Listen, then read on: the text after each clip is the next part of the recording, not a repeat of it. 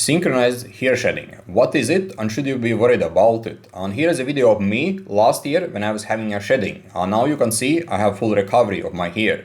And in this video I'm going to talk about synchronized hair shedding and shedding in general and how you can address it and make your follicles stronger. And I also will share my experience of shedding during last 16 years of doing a treatment, what I have learned, and basically share my knowledge and experience about hair cycle and hair shedding itself.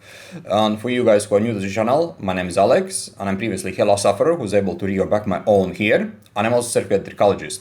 So in today's video I'm going to talk about synchronized hair shedding. And synchronized hair shedding is something that happens, and it may sound like a dramatical by synchronized effect, but what happens is that it is something that affects hair growth cycle at the same time, right? So basically we have a hair growth cycle with different phases of the follicle growth and shed, right? So we have adhesion phase, catagen, telogen phase, and so on, right? And I have made a couple videos before about it, so if you want to dive deeper into the subject, you can check them out.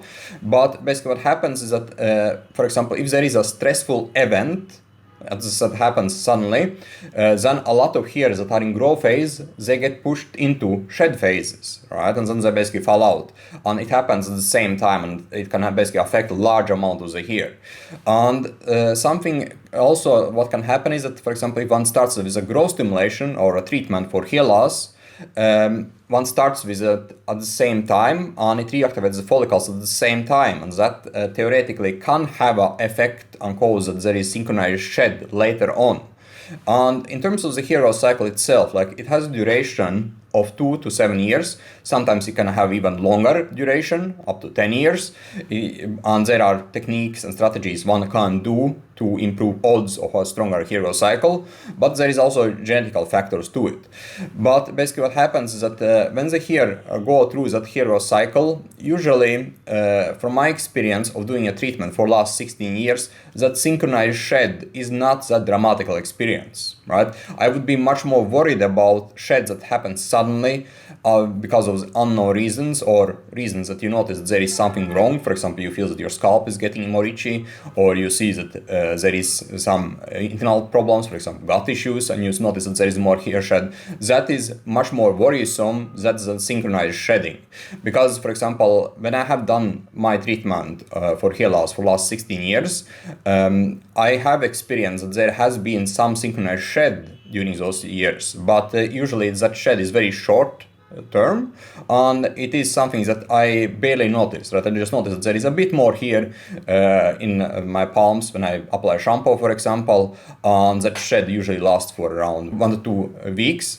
And afterwards everything is fine again and it gets back to normal again. So it's nothing to worry about unless you have underlying problems, right? So basically if there is some other issues that is causing the problem, then you should be worried about it, because it can basically, like, your follicles already are a bit weak and then they can become even weaker and then shed can continue.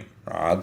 And for example, last year that I had a shed that I showed you in the intro of the video, what happened back then is that I was having a shed because of the growth stimulant I was using was not working. Right. So it was a completely different reason why I was shedding my hair, and it was nothing to do about synchronized shedding. Right. So again, it is very important that you are aware of that there are other factors that can cause hair to fall out, and it doesn't have to be, for example, just natural hair cycle or basically reasons that I already mentioned.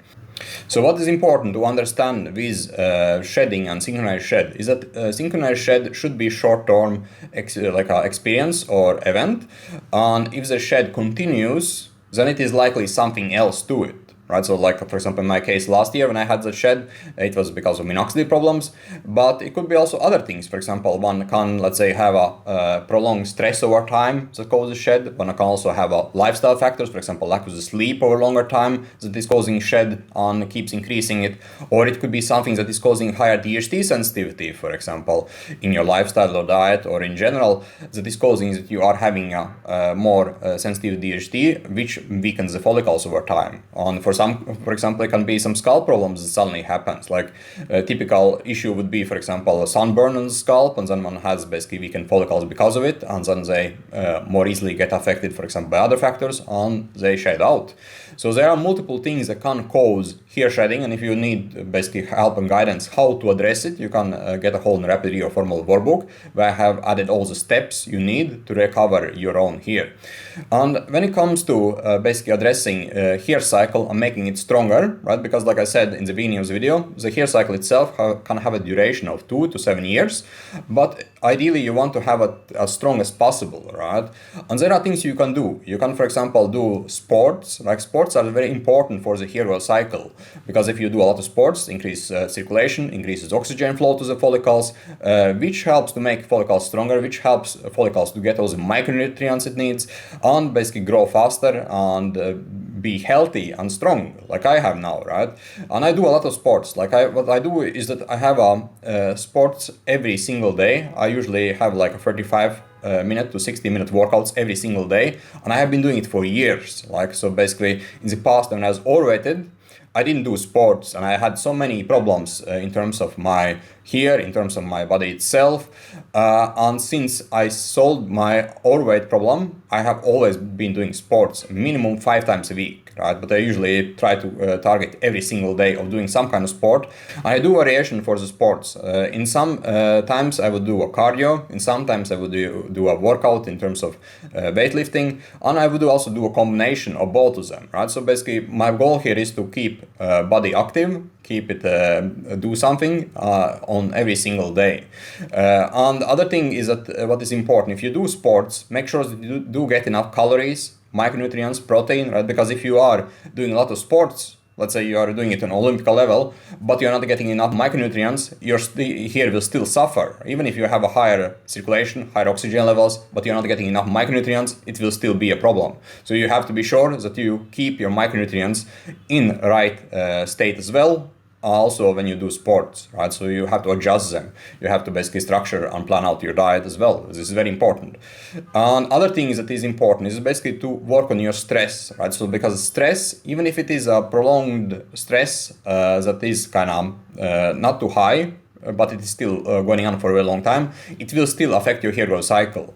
And addressing stress can basically be done by adding much more positive stress. Again, positive stress would be, for example, workouts, meditation, it could be walks in forest, for example, it could be hobby work, right? It could be yoga, right? So there's multiple things you can do to add more positive stress for your life, which again will help you to have a stronger hair cycle and more healthy hair itself.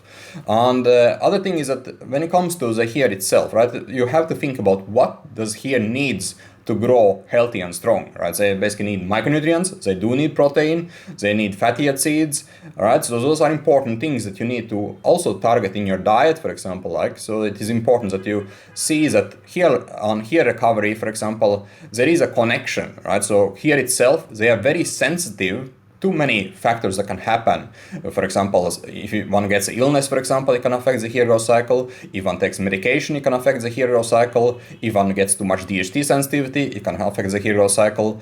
And other things, right? So in terms of lifestyle, for example, if one does smoking, for example, it can also affect the hair and makes them more DHT sensitive. So those are things that you have to be aware of. And if you do are aware of them, then you can basically keep your hair healthy and you can get so much better results from the treatment, right? So for example, in my case, I do target all those factors and I do work on my hair cycle, I do work on my lifestyle, and you can see that, for example, when I have problems in my treatment, I'm able to recover my hair very fast afterwards, and I solved the problems I was having. And also that my hair itself, it does look healthy, it does look strong, and my daily shed is very low, right? This is important because I want to see a low shed. I don't like to see fluctuations on the shed because that usually means that there is some kind of problem, or if the shed is high itself. Right? In the past, I was having a good growth in terms of hair, but my shed will be always high, right? And that's a problem, right? So you basically want to have as low shed as possible and have a strong and healthy hair. And this is possible to achieve if you work on the other factors, right? So you have to look beyond that hair loss treatment itself. Like you have to look past minoxidil and finasteride, for example, and also see that there is other important factors that you need to address and make sure that they are basically addressed and in a healthy state because just relying on medication is not going to be a long-term solution. So those are things I want to share with you in today's video for you guys who need help and guidance in terms of your hair recovery, or you are struggling with the treatment, or you are basically not seeing results you want to see. You can schedule a call below this video